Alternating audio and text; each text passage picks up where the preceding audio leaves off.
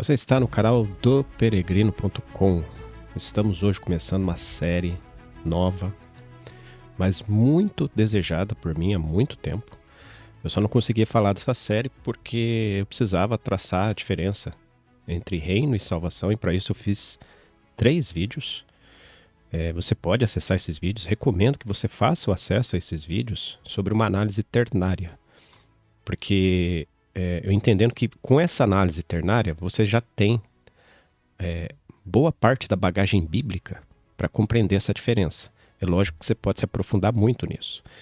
Mas por que era importante eu fazer essa distinção? Porque a confusão que existe no universo protestante é uma dicotomia muito limitada, que é enxergar a salvação sobre 2 óculos, o óculos calvinista e o óculos arminianista. Ou você entende salvação com o conceito e a elaboração calvinista, ou você entende a salvação por meio dos conceitos arminianos. O problema é que eu gosto de parafrasear uma frase, né, de um grande ícone, de um grande vulto da história, né, um dramaturgo, ator, poeta também, e por que não filósofo, William Shakespeare, quando ele diz, né, que há muitos mistérios entre céu e terra que supõem a nossa vã filosofia. Eu diria, há muitos mistérios além de calvinismo e arminianismo que supõem a nossa vã teologia. É claro que eu não vou fazer aqui um estudo de soteriologia, eu não vou entrar aqui em muito academicismo, em muitos assuntos assim, que vão, né, para um outro caminho. Eu quero ser mais prático nessa abordagem dessa série. Eu quero falar para você com a Bíblia aberta. E essa série vai servir para isso. Nós vamos pegar todas as proposições. E agora com os 3 vídeos, com a trilogia de Reino e Salvação, diferença de Reino e Salvação Eterna, eu consigo fazer essa série e também consigo fazer a exposição com a Bíblia aberta. Não há nenhuma passagem das Escrituras que fala que um cristão verdadeiramente salvo, regenerado, pode perder a sua salvação.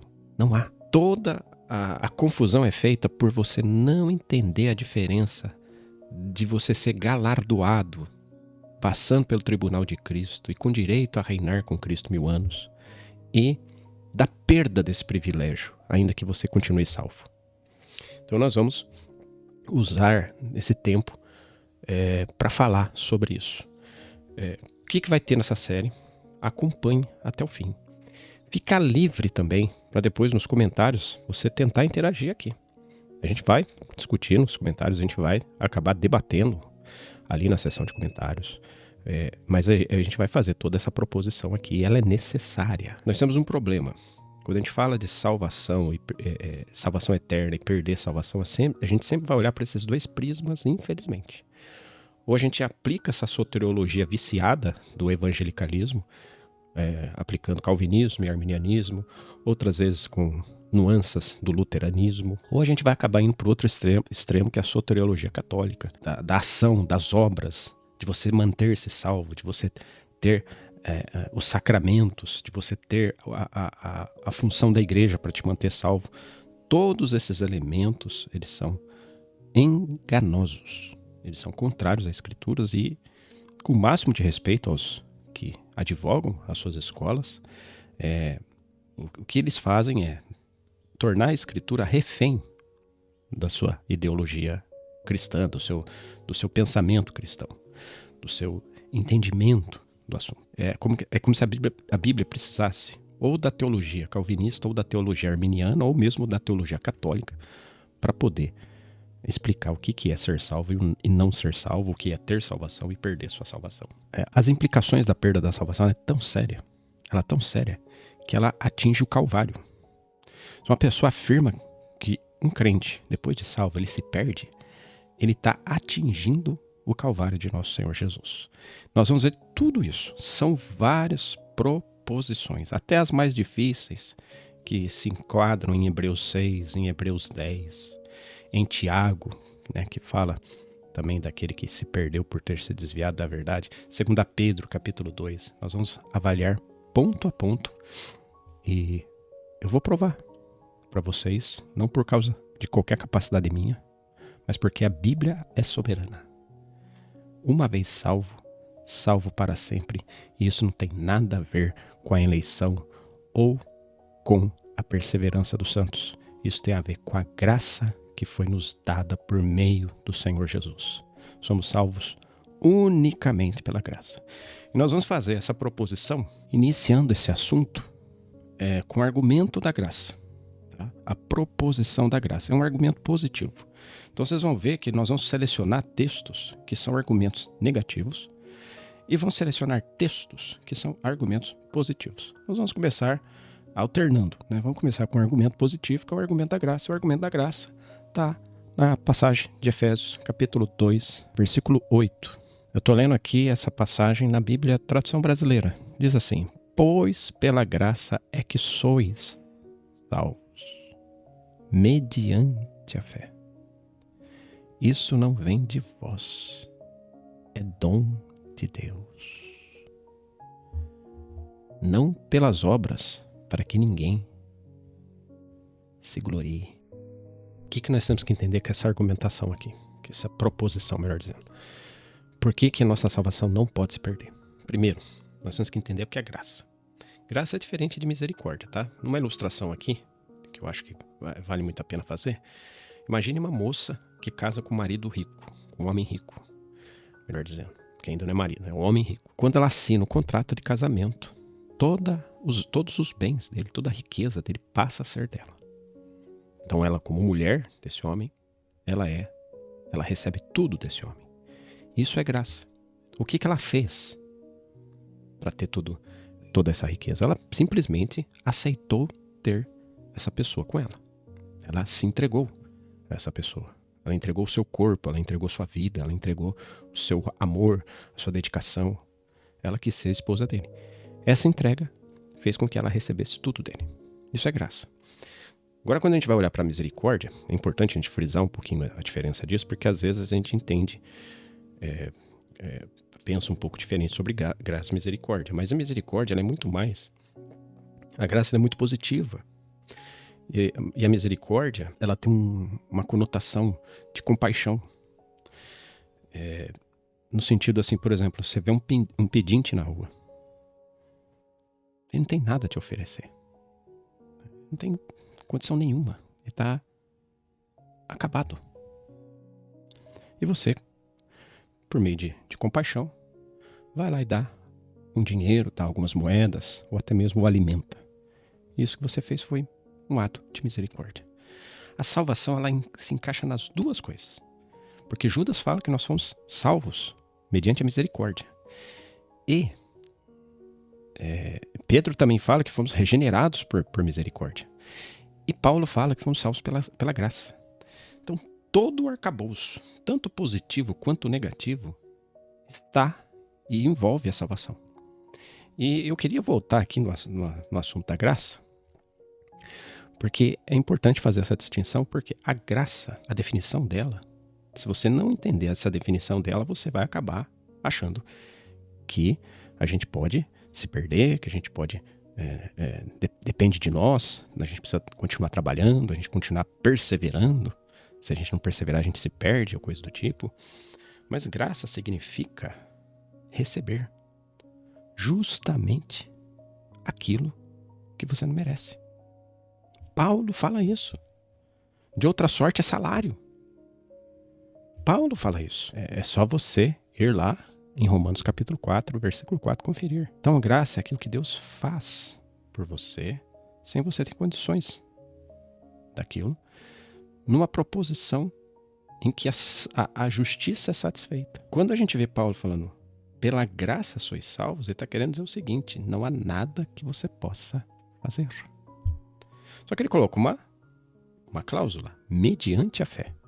Porque se não tem o mediante a fé, a gente estaria praticando o universalismo. Todos já seriam salvos, sem qualquer situação. Mas a fé ela não é meritória, como os calvinistas dizem. A fé é a sua aceitação. Se eu te ofereço um livro e você estende a mão para receber o livro, crendo que esse livro vai ser seu, você não está atribuindo ali, ou não está ganhando, ou não está me oferecendo nenhum mérito por receber o livro. Você apenas recebeu e quis e aceitou receber aquilo. Você creu que eu estaria dando aquele livro para você. É isso. A obra da cruz ela foi efetuada no Calvário. Então, Efésios 2:8 está falando que nós não podemos fazer nada. Depois que recebemos a graça, ela é guardada em nós. E ela é mediante a fé. Se é graça, então ela tem que estar fora de qualquer padrão de merecimento. Então é óbvio que Paulo aqui está falando da salvação eterna. Ele não está falando, por exemplo, da salvação do corpo. Ele não está falando, por exemplo, da salvação da alma. Ele está falando da salvação do espírito, aquela que ele menciona em 1 Coríntios capítulo 5, que é onde nós experimentamos a regeneração. Ali entra a vida de Deus. Ali eu sou recuperado para o propósito divino. Eu volto a ter comunhão com o Pai. Eu tenho relação com Deus no Espírito.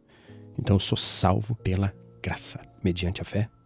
Aí ele faz mais um adendo para que não haja nenhuma dúvida. Isso não vem de vós. Se o irmão fala que é mediante obras, essa palavra cai. Você não pode dizer que é mediante obras, porque senão Paulo não poderia dizer isso não vem de vós. Seja a obra que for, inclusive obras notáveis, como a oração, jejum, leitura da palavra, santificação. Então, uma vez que você exerceu a sua fé genuína, nada mais vem de você. Nada mais tem a ver com você. Você é salvo eternamente. Percebe que essa passagem, ela primeiro garante que você não pode se perder. Segundo, ela garante que você não pode fazer nada.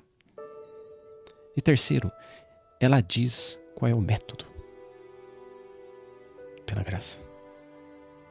Se não é pela graça, Paulo diz que é como se fosse um salário, está lá em Romanos capítulo 4, versículo 4. Ou como um empréstimo, como alguma pessoa, quando ela vai lá e toma crédito, e ela tem que continuar pagando até finalizar aquele crédito. Porque se você recebe a salvação, e você precisa fazer coisas para pagar essa salvação, ou para dar crédito a essa salvação, você não foi salvo pela graça. Você foi salvo pelo empréstimo. A salvação é um empréstimo. Eu te dou, mas você tem que fazer isso. E é claro que nós não estamos falando aqui para qualquer cristão deixar de ser santo, buscar o Senhor. Há implicações em você fazer isso. Você vai ser duramente disciplinado. O Senhor pode te castigar. O Senhor pode requerer, inclusive, a sua vida. Ele pode ceifar a sua vida se você viver uma vida relapsa aqui na terra. Você não dá os direitos de Deus aqui na terra sobre a sua vida. Porque você foi comprado. Você foi comprado. Efésios 2:8 diz, primeiro, que você foi salvo justamente por não merecer. Sem merecimento nenhum. Porque graça, repito, é receber justamente aquilo que não merecemos. Você não merece. Você recebe mediante a fé. Porque é necessário crer no Senhor Jesus. O Espírito Santo condena ou convence, como algumas traduções colocam, ou prova por evidência, né? por evidência, evidencia que você é pecador. Né? Ele condena, ele prova, ele usa evidências de que o mundo está perdido. Por isso que a Bíblia, algumas traduções diz convence, né? Não é bem convence a palavra ali. É você argumentar, é você provar que aquela pessoa está errada. João Batista usou a mesma expressão para dizer que Herodes estava em adultério, ele estava pecando ao tomar a mulher do seu irmão. Ele não está convencendo ali, ele está usando um ato de condenação, ele está usando uma evidência. Quando ele evidencia e você crê, você é convencido, obviamente. Tudo isso envolve convencimento, mas é porque ele evidenciou, ele provou que você está errado. Mas ele precisa fazer isso. E quando você vai ver a explicação do Senhor Jesus, por que o Senhor tem que condenar-nos, convencer que estamos condenados, perdidos, convencer que estamos acabados, né? Provar-nos isso, o Consolador do Espírito Santo. Ele fala do pecado, porque não crê em mim. Então, a partir do momento que o Senhor veio, e é lógico que a gente é pecador, cometemos os mais terríveis pecados. A Bíblia fala que nós estávamos perdidos em nossos delitos e pecados. Não havia nenhum justo. Não houve nenhum justo. O único justo que houve, de fato, foi amarrado, como Isaías 3,10 fala. Amarraram o justo. Se você tiver aí a sua Septuaginta. Esse justo, é dele que precisamos. Por quê? Porque fala do justo. Porque sem o justo não há justiça. Por que precisava do justo? Porque o justo paga completamente a justiça de Deus. O justo atende às exigências da justiça de Deus. E o que o justo fez? O justo nos entregou a sua justiça gratuitamente. Aí voltando lá, né, o Espírito Santo convence do pecado, aí ele vai explicar do pecado porque não crê em mim. Então pecado, a partir de agora, meu irmão, depois da plenitude dos tempos, quando o Senhor Jesus vai e dá a sua vida, derrama seu sangue naquela cruz, naquele calvário, pecado, né, ele faz aquilo para recapitular o homem de novo, colocar de novo o homem encabeçado, a criação, melhor dizendo, encabeçada sobre ele novamente. E ele faz isso na plenitude dos tempos. Ele faz isso na pleneuma, no cumprimento do tempo, no tempo exato, no momento em que o homem tinha que ser eliminado, que o homem tinha que ser acabado, destruído. E naquele momento ele fala, eu vou resolver isso. Aí vem o justo que resolve o problema da justiça e atende às exigências de Deus. Então o que é pecado? Pecado é não crer no Senhor. Apesar de cometermos muitos pecados, eles podem ser classificados. E a taxonomia do pecado ela é muito bem classificada na lei. Nós temos pecado para todo tipo. Mas aos olhos de Deus, quando o Senhor dá a sua vida, só há um pecado que basta: não crer. E o Espírito Santo tem que trabalhar para que esse pecado não seja o pecado que recaia sobre a humanidade. Porque esse pecado que recai sobre a humanidade é o pecado do sangue do Senhor. Qual é o pecado? Você pode cometer muitos pecados, pode mentir, roubar, adulterar, matar, enganar, passar as pessoas para trás, trair. Mas o Espírito Santo ele quer convencer você de um pecado: de não crer no Senhor. Porque é esse pecado que torna os incrédulos uma anátema para ser colocado no lago de fogo. Agora, é claro, você precisa dessa luz para crer. Não adianta isso ser uma realidade e você não ter essa iluminação. Então, os que não são iluminados terão que ser iluminados para você dizer sim e não. Mas o fato é que depois que você é convencido disso, nada mais resta, porque é tudo por graça. Se restar qualquer coisa, a graça deixou de ser graça. Você vira a chave e ela não volta mais. Não há nada que você possa fazer para perder a preciosa e bendita salvação ofertada por nosso Senhor Jesus na cruz do Calvário. Aí Paulo continua: isso não vem de vós. Não há nada que você possa fazer. Não por obras, qualquer obra. Porque senão naquele dia você poderia se gloriar. A salvação eterna não é por obra. As obras elas se encaixam numa outra proposição, num outro projeto, num outro design, numa outra função. Que sim, é bíblica, é real, veraz, necessária. Temos que ter obras. Seremos julgados, inclusive, por obras que fizemos no corpo. Mas a graça não é obra. A graça é obra de outrem. A graça, essa oferta gratuita, fala de uma outra pessoa. É como o marido rico. Toda a conquista que ele teve, todo o trabalho, toda a dificuldade, o que fez ele se tornar um homem rico, não tem nada a ver com a esposa que ele está se casando. Ele apenas quer dar para a esposa tudo que ele conquistou. E é importante frisar que a igreja é vista como noiva. E Paulo, ao comparar como os maridos devem amar as suas esposas, ele compara como Cristo amou a igreja. Então, graça é graça. Para ser salvo, precisamos uma despertar essa fé uma única vez e receber essa graça. Mas existe uma diferença. Quando a gente vai para Atos, capítulo 14, versículo 22, eu vou ler aqui nessa passagem usando a Bíblia Tradução Brasileira. Atos, capítulo 14, versículo 22, diz assim: confirmando as almas dos discípulos, exortando-os a permanecer na fé, e dizendo, por muitas tribulações é necessário entrar no reino de Deus. Aqui nós vemos um texto, né, que fala, né, de perseverança. Alguém vai dizer, olha aqui, está falando que eu tenho que perseverar na fé. E ainda fala de tribulações.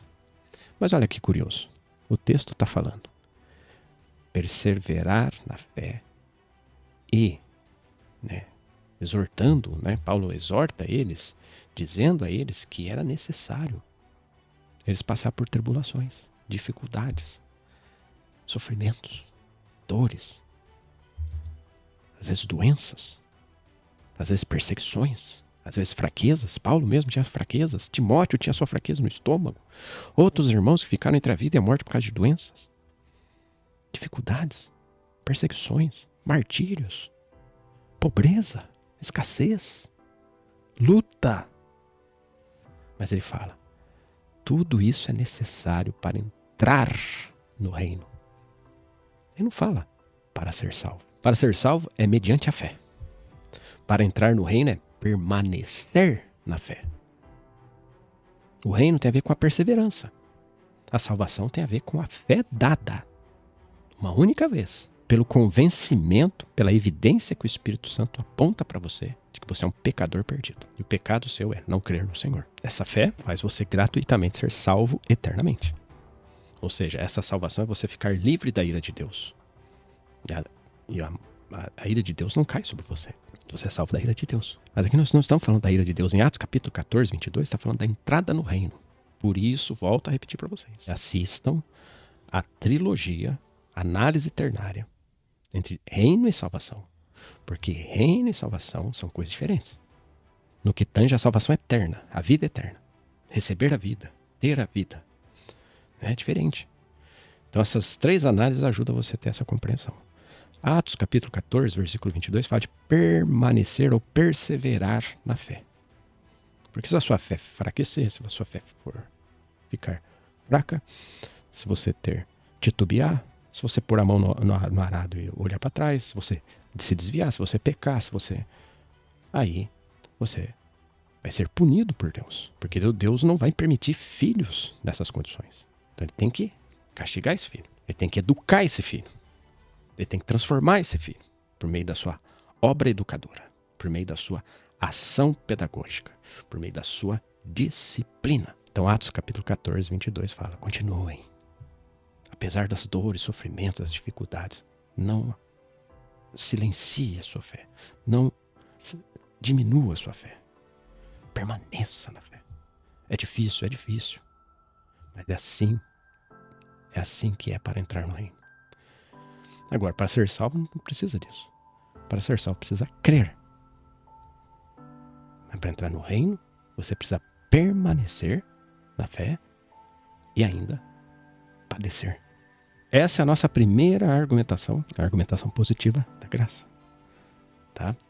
Não adianta a gente aqui agora ficar discutindo esse assunto com várias outras passagens, porque todas as outras passagens, aliás, todas não, muita pretensão minha, mas a maioria das passagens, a gente vai estar discutindo aqui nessa série. Isso não vem de vós. A salvação é dada uma vez para sempre. E você não a perde. As implicações de perdas envolvem outras questões. E sim, há muito que perder. Mas desse muito que há e que podemos perder, nenhum ou nada dele se refere à salvação. Nos vemos logo ali.